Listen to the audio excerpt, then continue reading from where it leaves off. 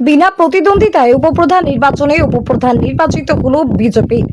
উপপ্রধানকে ঘিরে উচ্ছ্বাস কর্মী সমর্থকদের। নদিয়ার শান্তিপুর ব্লকের ফুলিয়া টাউনশিপ পঞ্চায়েতের উপপ্রধান নির্বাচনকে কেন্দ্র করে সকাল থেকেই চলছিল চরম ব্যস্ততা। পুলিশ প্রশাসনের উপস্থিতিতে নির্বিঘ্নে সম্পন্ন হয় উপপ্রধান নির্বাচন। দীর্ঘ টালবাহানার পর উপপ্রধান নির্বাচনে জয়লাভ করে বিজেপি। জানা যায় ওই পঞ্চায়েতের মোট আসন সংখ্যা ৯, তৃণমূল ৫, বিজেপির সদস্য ৪। সম্প্রতি রাজ্যে বিজেপি ক্ষমতায় আসার পর অসংখ্য পঞ্চায়েতে রদবদল হতে শুরু করেছে। ঠিক তেমনই ওই পঞ্চায়েতের তৃণমূল উপপ্রধান তার পদ থেকে পদত্যাগ করেন। বুধবার ওই পঞ্চায়েতের উপপ্রধান নির্বাচনে বিনা প্রতিদ্বন্দ্বিতায় জয়লাভ করে বিজেপি। স্বাভাবিকভাবেই নির্বাচনী নবনির্বাচিত উপপ্রধান কাকলি মালাকারকে ঘিরে উচ্ছ্বাসে মেতে উনি আমাদের বিজেপিতেই ছিল, কিন্তু উনি মানে 26-এ 16ই আগস্ট উনি তৃণমূলে চলে গেছে। আমরা অনেকবার ওনাকে বলেছিলাম যে না যাওয়ার জন্য, কিন্তু ও আমাদের ছেড়ে চলে গেছে। ও মানে বিজেপি তৃণমূলে গিয়ে বেশি পয়সার লোভে ও চলে গেছে আমাদের ছেড়ে। এবার আপনি তো নতুন উপপ্রধান হলেন, প্রথম কি চিন্তা ভাবনা রয়েছে কাজ করার? আর আমি বিজেপি হয়ে সমস্ত কাজই করব সবাইকে নিয়ে, যাতে মানে দশের উপকার হয়, জনগণের উপকার হয়। আজকে ছিলেন এখানে? বিরোধী দলের কেউ ছিল না। আপনাদের কজন উপস্থিত ছিলেন? আমাদের 5 জন। তাহলে কি বিনা প্রতিদ্বন্দ্বিতা আপনি? 4 জন। তাহলে মোটামুটি সংখ্যাগরিষ্ঠতায় আপনারাই বেরিয়ে গেলেন। হ্যাঁ, আমরা বেরিয়ে গেছি। এই যে নতুন উপপ্রধান হলেন, কেমন লাগছে? খুব ভালো লাগছে। কি বলবেন? সবাইকে নিয়ে আমরা মানে খুব আনন্দে আছি। আমি আনন্দে সবাইকে নিয়ে কাজকর্ম করবো। আপনার নাম? আমার নাম কাকলি মালাকার। হ্যাঁ? উপপ্রধান হলাম কোন পঞ্চায়েত? বিজেপির টাউনশিপ পঞ্চায়েত, বিজেপির পক্ষ থেকে উপপ্রধান হলাম। না, আমাদের তো 2023 সালে এই পঞ্চায়েত আমরা জিতেছিলাম। আমরা একটা বিশ্বাসঘাতককে উপপ্রধান নির্বাচন করেছিলাম। আমাদের একটা যন্ত্রণার বিষয়, সে 2024 সালে তৃণমূল কংগ্রেসে চলে যায় এবং পরবর্তীতে সে মনে করেছিল উপপ্রধান থাকবে, তা তো হয় না। আমরা সে পদত্যাগ করে এবং আজকে কাকলি দি, আমাদের সবুজ পল্লী দি, সেই একই সংসদের, একই এলাকার, একই গ্রামের কাকলি দি আজকে কাকলি মালাকার উপপ্রধান হলেন। আমরা এখন একটাই কাজ, ডেভেলপমেন্ট, উন্নয়ন। তাছাড়া আমরা কোনো কিছু ভাবছি না।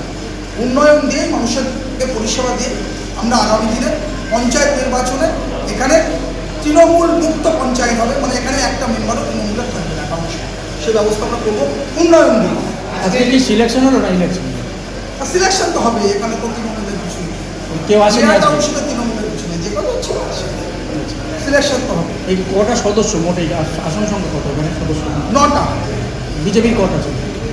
বিজেপি এখন সব বিজেপি আর আছে না, তৃণমূল আছে না, এদেশে তৃণমূল নেই। না, আগের বলে মানে আগের তৃণমূলের আমরা 5টা ছিল। আজকে কতজন উপস্থিত ছিল?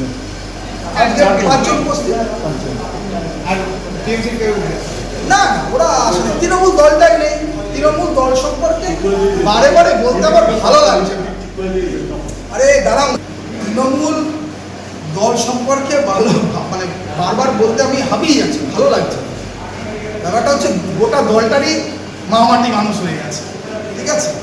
এই তৃণমূলকে বলা মানে মরা মানুষকে বলা, আর মরা মানুষ সে বলতেও পারে না, সে শুনতেও পায় না। তাহলে মৃত ব্যক্তির নামে আর কি বলবো বলুন? তৃণমূল উঠে গেছে, তৃণমূল মরে গেছে। শান্তিপুর আগামী 1 মাসের মধ্যে তৃণমূল মুক্ত হতে যাচ্ছে। শান্তিপুর গ্রামীণ এলাকা, শান্তিপুর ব্লক আগামী 1 মাসের মধ্যে তৃণমূল মুক্ত হবে, পশ্চিমবঙ্গে প্রথম। বিরোধী কি মুক্ত করতে চাইছেন নাকি একটা শক্তিশালী বিরোধী অপেক্ষা করছে? বিরোধী মুক্ত করার রাজনীতি আমরা করি না। বিরোধী থাকবে, সমালোচনা হবে, কিন্তু লুটেরা তৃণমূল, পঞ্চায়েতের লুটেরা তৃণমূল, সেই লুটেরা তৃণমূল মুক্ত হবে। এবার তৃণমূলের সব চোর, পিসি চোর, ভাইপো চোর, ফলে হচ্ছে লুটেরা তৃণমূল মুক্ত শান্তিপুর ব্লক আগামী 1 মাসের মধ্যে হচ্ছে। কতুলপুরে সর্বপ্রথম এমআরআই পরিষেবা যুক্ত 110 বেডের মাল্টি স্পেশালিটি হসপিটাল হল মেডিকেয়ার জেনারেল হসপিটাল। স্বাস্থ্যসাথী মান্যতাপ্রাপ্ত এই হসপিটালে রয়েছে AC, non AC cabin, modern OT, ICCU, NICU, micro surgery, dialysis বিভাগ, ব্রেন ও spine surgery, cancer surgery, lift সহ নানান পরিষেবা। এছাড়াও রয়েছে সিটি স্ক্যান পরিষেবাযুক্ত নিজস্ব ডায়াগনস্টিক সেন্টার, ডক্টর চেম্বার্স, ওষুধের দোকান সহ 24 ঘন্টা অ্যাম্বুলেন্স পরিষেবা, 24 ঘন্টা অ্যাক্সিডেন্ট এমার্জেন্সি, রোগীর সুচিকিৎসা, সুপরিষেবা এবং সুস্বাস্থ্যই হল আমাদের মূল লক্ষ্য।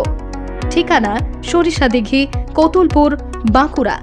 যোগাযোগ নম্বর 9434216662 অথবা যোগাযোগ করুন 9732212924 এই নম্বরে।